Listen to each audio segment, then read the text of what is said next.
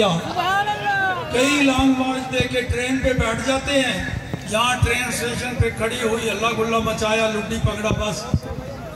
ये 18 दिन हो गए लॉन्ग मार्च को, न ज़ौक़ व शौक़ में कोई कमी आई है, न जोश व खरोश में कोई कमी आई है।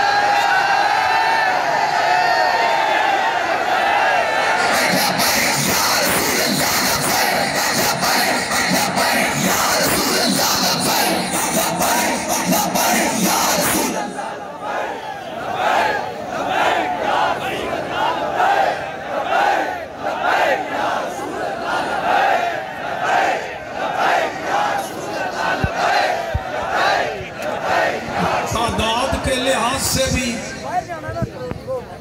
आज 19वां दिन, नफरी कम नहीं हुई, बढ़ती चली जा रही है।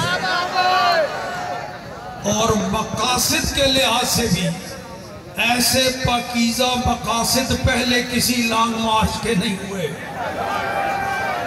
लॉन्ग मार्च होते रहे, किसी नत्थू खैरा हैरा खैरा लल्लू पंजू को इख्तिदार पर लाने के लिए, तख्त पर लाने के लिए। ये है लॉन्ग मार्च दीने मुस्तफा को तख्त पर लाने के लिए।